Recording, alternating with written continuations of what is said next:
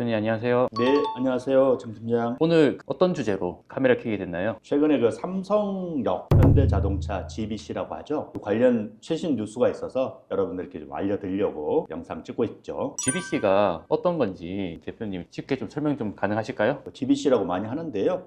G는 이제 글로벌, B는 비즈니스, C는 컴플렉스, 글로벌 비즈니스 복합 건물이라고 봐야 되겠네요. 현대자동차 그룹에서 가지고 있는 사업 건물입니다. 대표님 삼성동 요즘 뭐 어떤 기사 때문에 좀 난린지 간략하게 좀 말씀이 가능하실까요? 지난해 2015년이죠. 12월 30일에 발표된 내용입니다. 서울시와 현대차 그룹하고 부지에 대해서 건물을 짓는데 최종 합의를 했어요. 현대자동차 그룹이 한전부지를 매입했던 걸 알고 있는데 금액을 얼마 정도로 이제 매입을 했었죠? 10년도 훨씬 지났습니다. 2014년이고 10조 5,500억 원입니다. 평당가로 하면 한 그렇죠. 얼마 정도? 땅 평수가 24,000평 정도 되고 거래가가 4억 원이 넘는 초고가, 단일 규모로도 최고 금액, 평당가로도 최고 금액이라고 할 수 있죠. 평당 4억이면은 지금 강남에서도 엄청 최고가인데 그때 매입을 하고 지금까지도 진행이 안 됐었던 이유가 어떤 이유인가요, 대표님? 현대차 그룹에서 이 땅을 매입을 한 거는 초고층 건물을 지으려고 했던 겁니다. 105층 규모로 건물을 지으려고 했는데 그게 안 된 거예요. 안 된 이유는 첫 번째는 군사적인 거라고 말씀드렸는데 레이더 설치 이전 비용이 굉장히 수천억 원이 들어간답니다.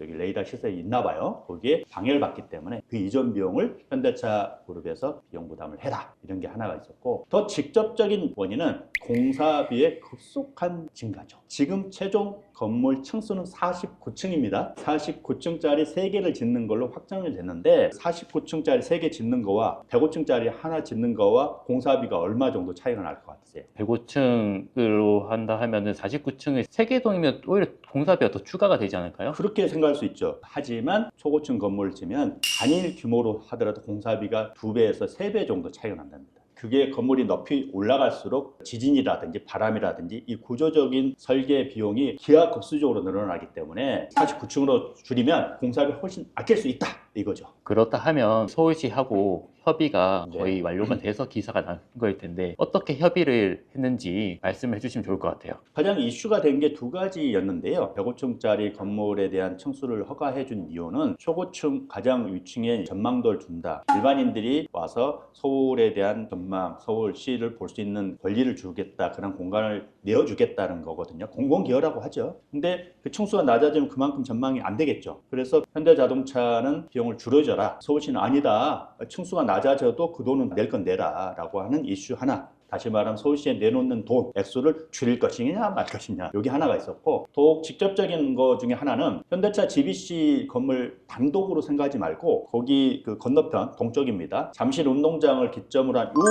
일대가 국제교류 복합지구예요. 그래서 MICE 산업이라고 하는데 국제회의, 컨벤션 그리고 숙박할 수 있는 호텔 이러한 거를 집중적으로 육성하겠다는 지역이에요. 잠실 운동장에 있는 스포츠 시설에 대한 것도 전면 리뉴얼, 신축을 해서 국내인뿐만 아니라 외국 관광객들을 집중적으로 유치하겠다 그런 거거든요. 건물을 하나를 지으면 잠실 쪽하고 지나다니는 데 이상이 없는데 3개를 지어버리면 다니기가 불편한 거죠. 그래서 공공 보행 통로, 일반 공공일 시민들이 다닐 도로를 만들어야 되는데 잠실점은 못 가는 거 아니냐 이런 이슈가 있었습니다. 어쨌든 현대차 그룹에서 사옥을 짓는 거일 텐데 또 추가로 네. 어떤 것들이 들어오는지 그 부분도 좀 말씀해 주시면 좋을 것 같아요. 그래서 지금 이 3개 동인데요. 북쪽, 남쪽 그리고 가운데 있는 메인 통로가 있고 그 앞쪽에도 부대 건물이라고 할 수 있는 2개를 더 짓는다고 합니다. 전시장도 있고 공연장도 있고 일반인들에게 많이 이용할 수 있게끔 하겠다는 거고요. 1개 동은 본인들이 쓰고 2개는 임대를 할 계획이라고 그렇게 알려져 있습니다. 공공기여금에 대한 이야기인데요.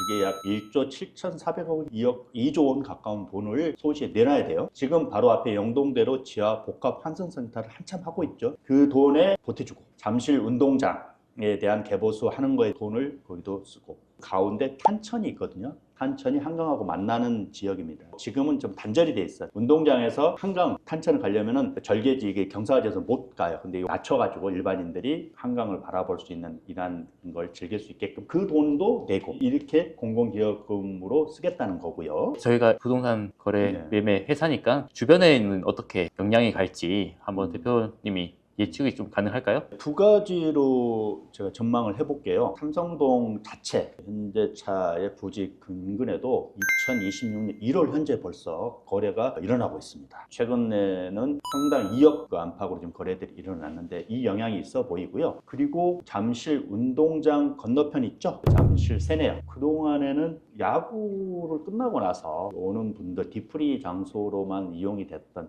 한때는 침체를 많이 했는데 지금 이제 본격적으로 현대차와 잠실 통합을 하는 마이스 산업 자체가 본궤도로 올라가다 보니까 여기는 11월, 12월부터 거래가 많이 일어나고 있습니다. 강남이 어떤 곳입니까? 강남은 이미 개발이 끝난 곳으로 우리가 알려져 있죠. 남아있는 곳이 지금 현대차 그룹에 있는 TBC였던 거죠. 정체됐다가 이제 확장이 됐으니 현대차 그룹의 전선 회장의 의지가 많이 반영됐다고 합니다. AI로 대변하는 이러한 시대에서 공사비를 줄이는 대신에 이러한 사업에 투자를 해야 되겠다. 그래도 강남도 그대로 꾸준하지 않느냐. 그런데 본격적인 개발 사업은 좀 없었던 겁니다. TBC 근처에 특히나 잠실 세내 근처도 눈여겨봐 주시고, 또한 통로가 있거든요. 삼성동에서 이쪽 산능역 쪽으로 오는 거기에 있는 오래된 주택에 대한 새롭게 개발 행위를 하는 거에 대해서도 관심을 가져주시면 좋지 않을까 이런 생각을 합니다. 오늘 촬영 여기서 마무리할까요? 네, 오늘 수고 많으셨고요. 대단히 개발이라는 게 부동산 가격에 미치는 영향은 구독자 여러분들께서도 잘 알고 계실 겁니다. 최신 뉴스 업데이트 되는 대로 바로 또 알려드리겠고요. 그럼 또 다음 영상에서 뵙도록 하겠습니다.